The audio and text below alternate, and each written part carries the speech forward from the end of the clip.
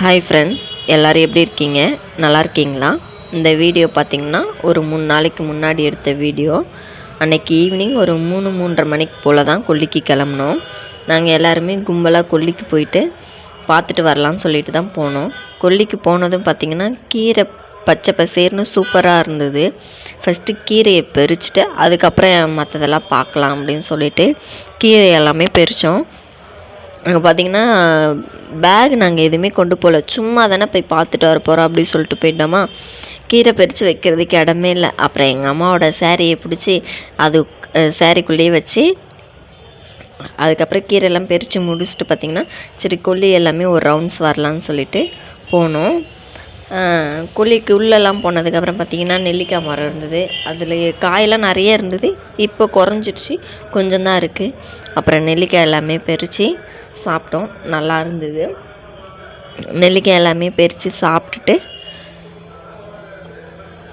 அதுக்கப்புறம் வயலை ஒரு வாட்டி சுற்றி பார்க்கலாம் அப்படின்னு சொல்லி சுற்றி பார்த்தோம். எங்கள் கொல்லியில் பார்த்திங்கன்னா மரவள்ளி கிழங்கு நட்டுருக்கோம். மரவள்ளி கிழங்கு இது எல்லாமே சுற்றி பார்த்துட்டு அப்புறம் எங்களுக்கும் பசிச்சிச்சா, எங்கள் டேடிக்கு மதியம் எடுத்துகிட்டு போனால் சாப்பாடு இருந்துச்சு, தயிர் சாதம் தான். எங்கள் அப்பாவை இலை அறுத்துட்டு வர சொல்லிவிட்டு அந்த தயிர் சாதத்தை நாங்கள் எல்லாருமே கும்பலாக மாங்காய் மரத்துக்கு கீழே ஒரு கட்டில் இருக்குது. இந்த பக்கம் பார்த்திங்கன்னா மாடு, அந்த கட்டில் மாங்காய் மரம், அந்த பக்கம் வயல், ஒரு பக்கம் தண்ணி போயிட்டுருக்கும். அது எல்லாமே ரொம்ப சூப்பராக இருக்கும். இந்த மாதிரி இடம்னா யாருக்கு தாங்க பிடிக்காது? அந்த ஈவினிங் டைமில், ஏன்னா ஈவினிங் சாப்பிட்றாங்கன்னு நினைக்க வேண்டாம், அன்றைக்கி நாங்கள் சண்டேன்றதுனால கொஞ்சம் சீக்கிரம் சாப்பிட்டுட்டோம். மதியம் காலையில் சாப்பிடல, மதியம் சீக்கிரம் சாப்பிட்டதுனால கொல்லிக்கு போய் இதெல்லாம் நாங்கள் ஆட்டம் போட்டு சுற்றி பார்த்ததுக்கப்புறம் பசி எடுத்துச்சு. அப்புறம் எங்கள் அப்பாவுக்கு எடுத்துகிட்டு போன சாப்பாடை நாங்கள் எல்லாருமே ஷேர் பண்ணி இலை எடுத்துகிட்டு வர சொல்லிவிட்டு தயிர் சாதம் தான் சூப்பராகவே இருந்தது. அப்புறம் சாப்பிட்டுட்டு அப்புறம் குச்சிக்கு பார்த்திங்கன்னா எங்கள் அப்பாவும் எங்கள் சித்தப்பாவும் தண்ணி பாய்ச்சிட்டு இருந்தாங்க. அது எல்லாமே பார்க்கலாம் அப்படின்னு சொல்லிட்டு பார்த்துட்டு சுற்றி பார்க்கலான்னு போகும்போது, தண்ணி எல்லாம் பார்க்கலான்னு போகும்போது எங்கள் சித்தி அங்கே தூரத்துலேருந்து ஹாய் சொன்னாங்க. அப்புறம் நானும் ஹாய் சொல்லிவிட்டு அப்புறம் தண்ணிக்கிட்ட போனேன், மோட்டரை இறைக்கிற இடத்துக்கு போனேன். அங்கே பார்த்திங்கன்னா தண்ணி வாய்க்காலில் சூப்பராக போயிட்டுருக்கு. எனக்கு ரொம்ப பிடிக்கும் இந்த மாதிரி இடம்.